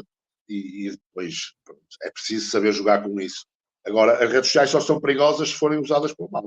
Usadas por bem, é uma ferramenta de trabalho. E é uma ferramenta de trabalho cada vez mais importante. Mas é difícil treinar strongman dentro de um ginásio. É muito difícil treinar. Nós estamos limitados. Por exemplo, eu tenho a sala de luta. Eu ao sábado tenho que desmontar a sala para fazer os movimentos, aqueles que eu posso. Porque há movimentos que são feitos na rua e eu não posso levantar um carro dentro do ginásio. Eu vou contar uma história aqui muito engraçada. Eu mandei fazer umas plataformas ao serralheiro, que são as usadas no campeonato hoje. Então a plataforma chegou e eu queria experimentá-la. Então onde é que eu fui experimentar a plataforma? À porta do ginásio, no meio da rua. Então pusemos um carro em cima da plataforma e estávamos todos, ali 10 rapazes, assim, todos assim, um bocadinho acima dos 120 quilos, a levantar um carro. E passou o carro da patrulha.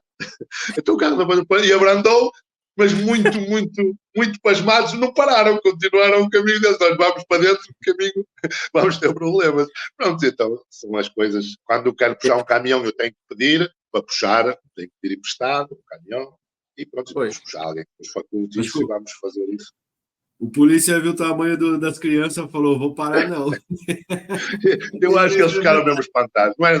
Já não é normal numa competição, então ver na rua 10 maluquinhos a levantar um carro. E 10 maluquinhos grandes, né? Não estamos falando de... 10 maluquinhos grandes. Tu és um grande incentivador da tua equipa, tu acreditas muito na equipa de taekwondo que tens na tua equipa, no teu ginásio. Sim, sim. Eu tenho aqui o mestre Nuno Antunes, é um dos grandes impulsionadores do taekwondo em Portugal, e eu tento dar o máximo de condições possíveis dentro das minhas capacidades para o Nuno conseguir treinar os seus alunos. O Nuno, eu quando comecei no Karaté, o Nuno, como eu referi ao princípio, tinha uma sala de Karaté e uma sala de Taekwondo. O Nuno treinava na sala ao lado de Taekwondo, ou seja, nós já nos conhecemos desde criança. O percurso do Nuno sempre foi nas artes marciais. É uma boa pessoa também para o podcast, porque ele tem muito conhecimento, tem muitos projetos. O Nuno, todos os fins de semana, está envolvido no projeto. É uma coisa fantástica, quase sem vida particular, porque ele entrega-se de tal forma ao taekwondo. Tem os jogos para as crianças, que foi uma coisa recente do taekwondo. Aqui fizemos a associação do Norte Taekwondo, com sede aqui no ginásio. Portanto, eu dou todas as liberdades ao Nuno. O Nuno tem uma turma de crianças, começa a formar as crianças desde os 4 anos e são mais de 30 anos a dar aulas e sempre com sucesso. Títulos, quando é lá fora, quase sempre ganha por equipas. Medalhas de ouro, trazem sempre medalhas de ouro nos meetings no estrangeiro. Ele cria condições aos atletas para ir ao estrangeiro. Isto sim, impulsiona. Eu gosto de apoiar pessoas assim. Gosto de fazer aquilo um bocadinho que eu gostava que me fizessem a mim. Que algumas pessoas fazem, outras não, mas eu faço a minha parte. Faço a minha parte. E é a nossa luta. É a nossa luta. É a nossa luta e este espaço é mesmo para isso. É para dar voz a uma série de pessoas que mereciam ser coroados mais a nível público e não são, e contar histórias de vida inspiradoras e mostrar também as dificuldades, que nem tudo é um mar de rosas, que as coisas são difíceis e que esta frase faz muito sentido para mim, que é: Portugal precisa de heróis. Portugal é um país que neste momento precisa de heróis e nós temos muitos heróis desconhecidos e é preciso impulsioná-los. É muito difícil tu queres alavancar o nosso país. Se não for futebol, é muito difícil alguma coisa ser alavancada. Então, só através da persistência de uma ou outra pessoa é que os desportos andam para a frente. As pessoas que estão à frente dos desportos muitas vezes são criticadas e são atacadas, mas eu vou dizer uma coisa: eu gostava de ver alguém fazer o que nós fazemos. E com o sucesso que nós fazemos, eu gostava de ver. Porque é mesmo difícil levares não levares os problemas para casa, porque é muito difícil.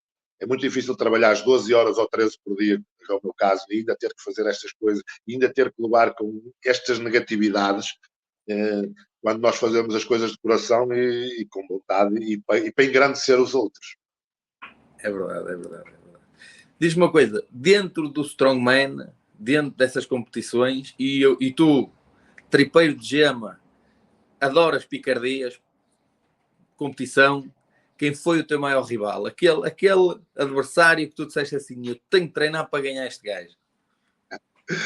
Ora bem, eu vou dizer aqui, isto até é um bocado tabu no meu ginásio, mas eu vou dizer: eu tenho um adversário, que era aqui do Porto, que ele não começou por ser meu adversário, até era meu parceiro de treino. Então, nós criámos aqui eu ganhei-lhe na primeira prova e ele ganhou ali fez uma barreira, uma parede, e andou, até deixou de falar para mim durante um tempo.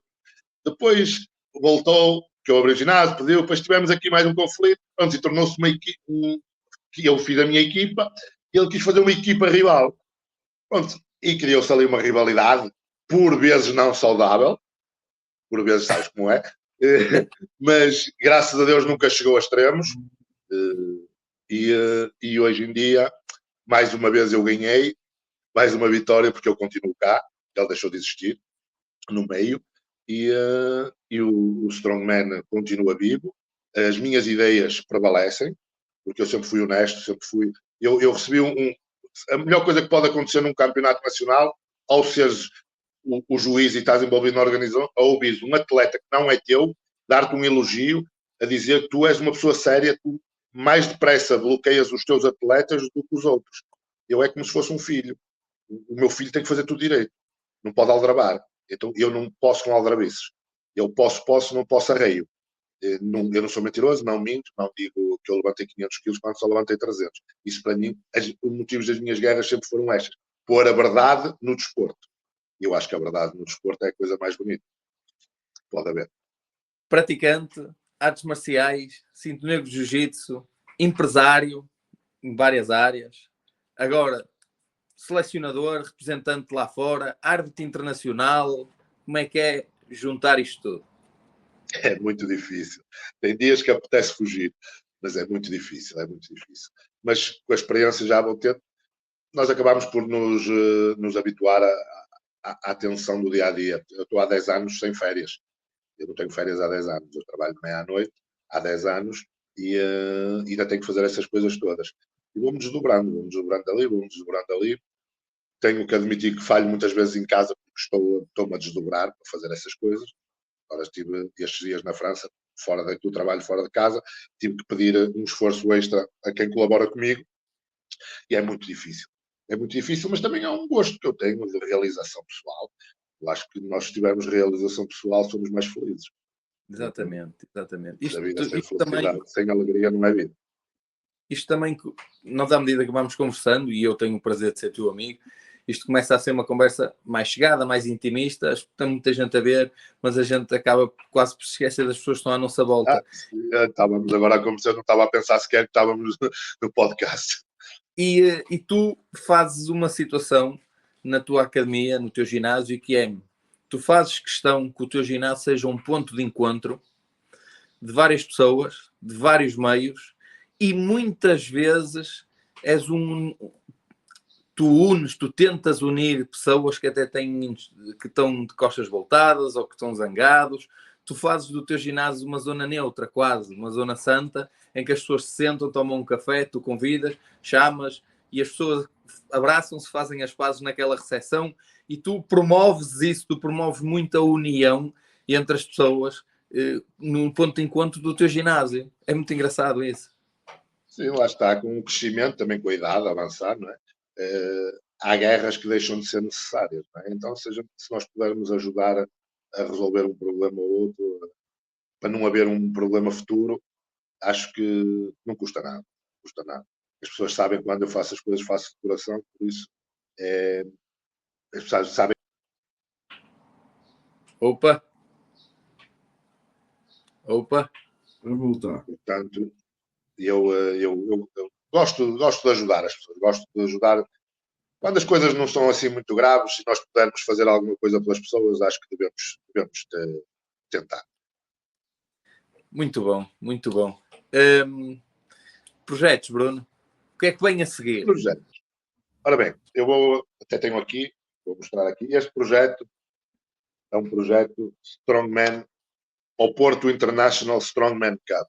Isto é um bocadinho de segredo, mas agora já vai deixar de ser. Este projeto está em cima da mesa, não está ainda aprovado, é um projeto só. Era uma proposta de evento para este ano, que já não vai ser possível. Vamos tentar fazê-lo para o próximo ano. Eu quero trazer o Strongman de volta para o Porto. Eu acho que o Porto é a cidade ideal para ter o Strongman. E é uma guerra que eu tenho e não vou desistir dela. Eu tinha um objetivo para fazer o Strongman na Praça João I, que é um anfiteatro natural, pela moldura dos edifícios à volta, daquelas escadas, aquilo torna-se um anfiteatro. Eu queria fazer a prova à noite. Infelizmente estou a ter muitas barreiras. Então, que um fim de semana atrás, eu e fui por gasolina e encontrei o Dr. Mário Ferreira, estava também a pôr gasolina, e ele perguntou-me, então, Bruno, tal, como é que estão as provas? Não tenho visto tu a puxar os caminhões. Eu disse, não, estou a tentar organizar, assim quero trazer outra vez para o Porto, e quero fazer na Praça dos Poveiros, mas a Câmara está-me a criar ali uns problemas. Ele disse, então, passa lá e vamos fazer isso na Alfândega do Porto. Eu disse, pronto, então vou preparar um dossiê e vou-lhe enviar para fazer, pronto, neste momento estou à espera, o doutor é uma pessoa muito ocupada, estou à espera de que ele me chame para uma reunião, e pronto, e depois vou-lhe apresentar. Eu acho que esta proposta é qualquer coisa fora do normal, vai ser na Baixa do Porto, dentro do edifício da Alfândega, portanto, aqui montes de turistas, vai ser feita no verão, e acho que pode ser um evento de mais-valia para a cidade do Porto.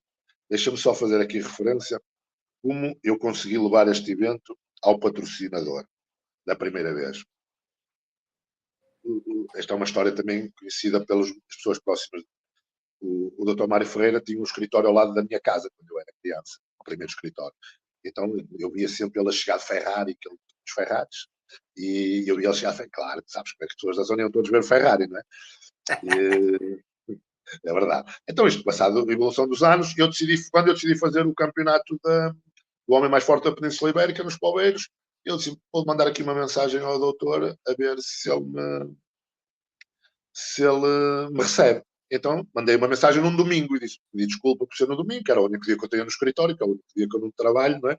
Então, que eu cresci a vê-lo chegar de Ferrari, tinha muita consideração por ele, pelo trabalho que ele tem vindo a desenvolver na cidade.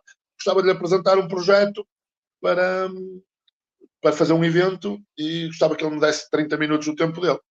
Pronto, enviei assim de noite, no domingo à noite. Aquilo foi antes, quarta, quinta-feira ele viu a mensagem, deu visto. não me respondeu. Tudo bem, cheguei ao fim de semana a seguir, não me respondeu. Mais uma semana não me respondeu. E eu tive uma ousadia e disse, doutor, muito obrigado pelo tempo disponível para ouvir a minha mensagem, mas pelo menos o não era de considerar. Muita felicidade para o seu serviço, para o seu trabalho e muita sorte no futuro. Uma coisa assim do género. Enviei. E disse a minha, vou enviar isto, pá. E sabes aquela coisa que tenho que dizer, não posso ficar aqui calado. E então, acordei de manhã e tinha uma mensagem no meu telemóvel a dizer às 17 no meu escritório. Só assim. Então eu fui e apresentei-me lá e apresentei-lhe o projeto. Ele chamou na altura o vice-presidente da empresa e eu não me esqueço das palavras dele. Opa, anda cá a ver este maluquinho a puxar caminhões. Nós estamos sempre a patrocinar aviões e a patrocinar as corridas. Vamos patrocinar este rapaz? Pronto. E então proporcionou-se ali o patrocínio. Na altura ele queria fazer o evento, tal evento dos marinheiros, não é? Uma exibição. E eu lembro-me também que ele propôs dar um prize money a quem do público pegasse na bola de pedra. Queria dar 50 euros, assim, acho que era 50 euros. E eu disse, doutor, isso nem parece seu. Sabes que eu tenho uma espontaneidade, falo assim da mesma maneira, não quer faltar ao respeito, é ser eu. Isso nem parece seu, doutor. Então você quer nos tirar marinheiros, vamos usar material, cordas, pipas, pedras, vamos puxar uma nau, que era um autocarro, mas era a nau do século XXI, e quer dar dinheiro, tem que dar umas libras de ouro. E ele disse, cada vez gosto mais de ti. E aí quanto é que está o preço da libra? Portanto, entretanto, não fizemos isso, porque isso depois implicava um seguro, as pessoas podiam se magoar, e acabámos por não fazer. Mas foi a minha espontaneidade de ser eu, de ser verdadeiro, que consegui atrair a confiança de um patrocinador que tem as maiores empresas do Porto, das maiores. Estamos a falar de uma pessoa que foi ao espaço recentemente, um dos tubarões do Shark Tank. Estamos a falar de uma pessoa muito importante na nossa sociedade, que me despendeu ali 30 minutos do tempo dele, e eu em 30 minutos consegui convencê-lo da primeira vez, mais 30 minutos no outro evento, consegui convencê-lo que não que era uma mais-valia para a empresa dele, porque as plataformas que ele tem são muito superiores à minha, como é óbvio, não é? Mas que eu podia acrescentar alguma coisa e um espetáculo e não deixaria ficar mal o nome da empresa que me patrocinasse. Então, assim, consegui a confiança de uma pessoa desse nível que me ajudou a fazer os meus eventos. Eu queria voltar a fazer, como ele também tem participação na alfândega, e ele propôs ali, e eu agora vou tentar apresentar com calma para fazer uma coisa, para puxar outra vez o Strongman para a cidade. Olha, eu não sei se posso largar aqui esta bomba também, aqui na parte final, que é, tu tens aí uma carta na manga, tu tens aí um projeto impactante, muito americano. Queres falar sobre isso? Está muito no início, porque ainda estou a ver as condições em que se pode fazer e o que implica. Eu gostaria de puxar para cá o Power Slam, que nos Estados Unidos está a ter uma repercussão muito grande. É uma coisa que se calhar no nosso país ainda não será bem aceite, porque as pessoas ligam aquilo à violência. Estamos a ver uma pessoa levar uma chapada sem se mexer, não é coisa fácil, nem é para qualquer um. Mas nos Estados Unidos já é das coisas mais vistas a nível desportivo. Portanto, e muito bem pago. E muito bem pago. Portanto, estamos a falar de um nível, e eu acho que é um desporto, porque está a ser considerado desporto, que está ao alcance de qualquer pessoa do mundo. Este, sim, é um desporto que qualquer pessoa pode fazer. Dar uma chapada, há pessoas que têm jeito para isso, não é? Então, quem tiver pode aproveitar. E se tiver a sorte de ser o primeiro, tem uma vantagem. Saia para isso. É um risco, mas tu és um aventureiro e tu... É um risco. Quando eu fiz o Strongman foi um risco, quando eu fiz as mulheres no Strongman foi outro risco. Trazer mulheres foi muito difícil, o dobro da dificuldade de fazer com homens, porque a equipa espanhola toda desistiu-me no dia anterior da prova. Portanto, eu fiquei assim descalço, já com hotéis pagos, tudo pago, alimentação paga. Consegui dar a volta à metade, porque se zangaram com o organizador espanhol e não foi comigo. Portanto, é muito difícil. É muito difícil. tive que fazer ali, paparicá-las mais, tratá-las melhor, são mais sensíveis, e foi muito difícil, mas foi muito gratificante.